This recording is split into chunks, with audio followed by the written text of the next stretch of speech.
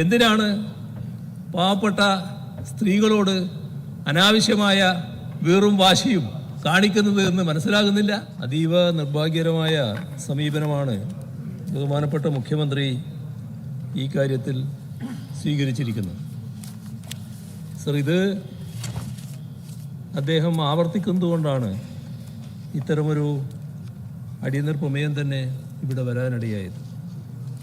Sir, കഴിഞ്ഞ June 22-ന് Shrimati OS അംബികയുടെ ചോദ്യത്തിന് ബഹുമാനപ്പെട്ട മുഖ്യമന്ത്രി പറഞ്ഞ മറുപടിയുണ്ട്. സ്ത്രീ സുരക്ഷാ പെൻഷൻ സാമൂഹ്യക്ഷേമ പെൻഷൻ പദ്ധതിയുടെ ഭാഗമായുള്ളതല്ല എന്നാണ് അദ്ദേഹത്തിൻ്റെ മറുപടിയിലെ ആദ്യ വാചകം. സർ, സാമൂഹ്യക്ഷേമ പെൻഷൻ്റെ ഭാഗമായി തന്നെ ഉൾപ്പെടുന്ന ഒന്നായി തന്നെയാണ് ഇതിനെ കാണേണ്ടത്. ഇവിടെ പുതുതായി നടപ്പാക്കപ്പെട്ട പദ്ധതി എന്ന് അദ്ദേഹം പറഞ്ഞത് ശരിയാണ്. സർ, ഏത് പദ്ധതിയും നടപ്പാക്കിയതിന് ശേഷമാണല്ലോ പിന്നീട് അപേക്ഷയും മറ്റും സ്വീകരിക്കുന്ന നിലവരിക. ആ തീരുമാനം വന്നതിന് ശേഷമാണ് അപേക്ഷ നൽകുന്ന നിലയുണ്ടാവുക. സർ, ഇവിടെ 30-നും 60-നും ഇടയിൽ പ്രായമുള്ള AAY അല്ലെങ്കിൽ PHH റേഷൻ കാർഡ് വിഭാഗത്തിൽ ഉൾപ്പെടുന്ന മറ്റ് പെൻഷനുകളോ സർക്കാർ അല്ലെങ്കിൽ സമാന സ്ഥാപനങ്ങളിൽ നിന്നുള്ള സ്ഥിര വരുമാനമോ ലഭിക്കാത്ത അർഹരായ സ്ത്രീകൾക്കും ട്രാൻസ്ജെൻഡർ വ്യക്തികൾക്കുമാണ് അപേക്ഷിക്കാൻ അവസരമുണ്ടായിരുന്നത്.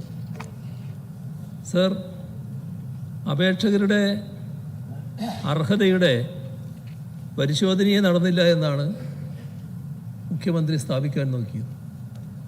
സർ, ഇതിൽ K-സ്മാർട്ട് മുഖേനയുള്ള നടപടിക്രമങ്ങൾ അദ്ദേഹത്തിന് അറിയാത്തതല്ല.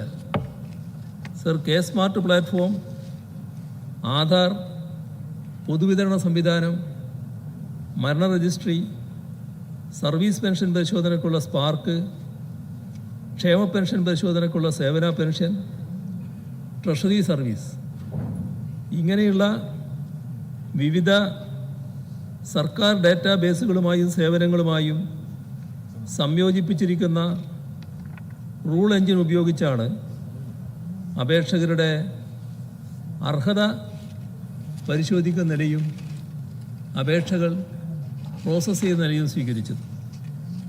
സർ, അതോടൊപ്പം തന്നെ അർഹരായ അപേക്ഷകർക്ക് ബാങ്ക് അക്കൗണ്ട് വിവരങ്ങളും ആവശ്യമായ അനുബന്ധ രേഖകളും പോർട്ടൽ മുഖേന സമർപ്പിക്കാനും അവസരമുണ്ടായിരുന്നു.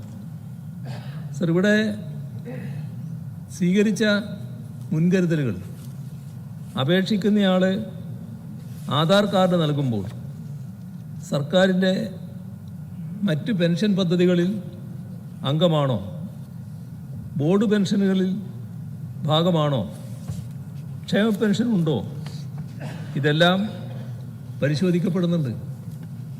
അതോടൊപ്പം തന്നെ ജീവനക്കാർക്കുള്ള സ്പാർക്കിൽ ഭാഗമാണോ എന്നത് K-സ്മാർട്ട് തന്നെ പരിശോധിക്കുകയാണ്.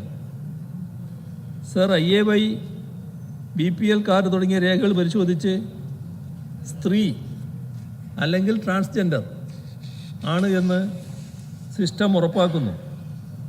എല്ലാ സർക്കാർ സംവിധാനങ്ങളുമായുള്ള ഇൻ്റഗ്രേഷനിലൂടെയാണ് ഇത് സാധ്യമാക്കിയത്. അദ്ദേഹത്തിന് അറിയാം ഇതെങ്ങനെയാണ് രൂപപ്പെടുത്തിയത് എന്ന്. ഇത്തരമൊരു സംവിധാനം പ്രത്യേകമായി K-സ്മാർട്ട് സംവിധാനം രൂപപ്പെടുത്തിയതാണ്.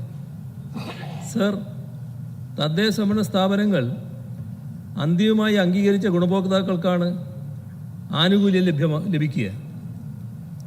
ഏറ്റവും വലിയ പ്രത്യേകത ഇതിൻ്റെ സുതാര്യത തന്നെയായിരുന്നു.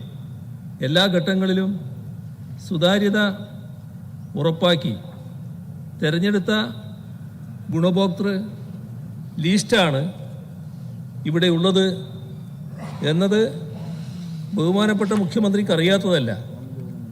എന്തുകൊണ്ടോ അത് അട്ടിമറിക്കാനുള്ള എന്തോ ശ്രമം നടക്കുന്നു എന്നാണ് സംശയിക്കേണ്ടതായിട്ടിരിക്കുന്നത്. അതിൻ്റെ ഭാഗമായിട്ടാണ് അദ്ദേഹം ആവർത്തിച്ച് പറയുന്നത് തോന്നിയവർക്ക് കൊടുക്കുന്ന നിലയാണ് ഇവിടെ സ്വീകരിച്ചിട്ടുള്ളത്. ഇത് ബഹുമാനപ്പെട്ട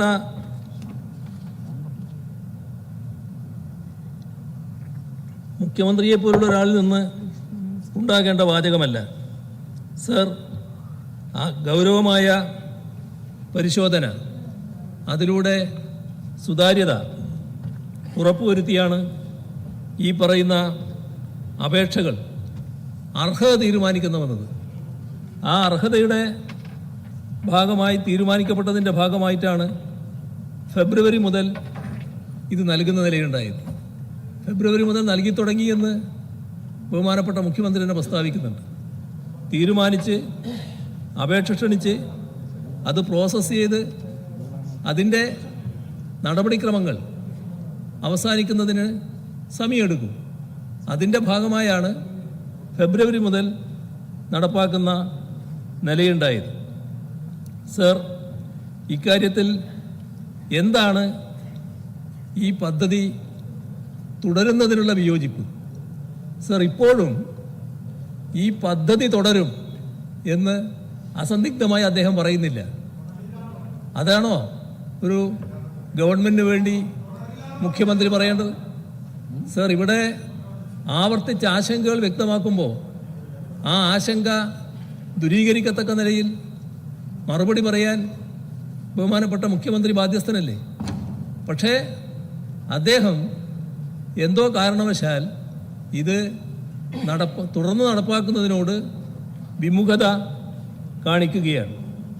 സർ, ഇവിടെ ആദ്യ 2 ആഴ്ച 14 ലക്ഷം അപേക്ഷയാണ് പോർട്ടൽ വഴി വന്നത്. സർ, ഈ അപേക്ഷകൾ സ്വാഭാവികമായി പരിശോധിക്കുന്നു. അതിൻ്റെ ഭാഗമായാണ് 10 ലക്ഷം അർഹരായ ഗുണഭോക്താക്കളെ കാണുന്നത്. ആ ഗുണഭോക്താക്കൾക്ക് അക്കൗണ്ടുകളിൽ ധനസഹായ തുക അനുവദിക്കുകയും ചെയ്തു. സർ, നിലവിൽ 16 ലക്ഷം ഗുണഭോക്താക്കൾ ഈ പദ്ധതിയിലുണ്ട്. സർ, ഏത് ഇത്തരം പദ്ധതികളും തുടങ്ങുന്ന സമയത്ത് തന്നെ പൂർണ്ണമായും ആളുകൾ അപേക്ഷിച്ചു എന്ന് വരില്ല.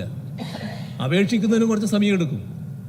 ഓരോ പദ്ധതിയും പരിശോധിച്ചാൽ കാണാൻ കഴിയും മാസങ്ങളും വർഷങ്ങളും കഴിയുമ്പോൾ എണ്ണം കൂടി വന്നു.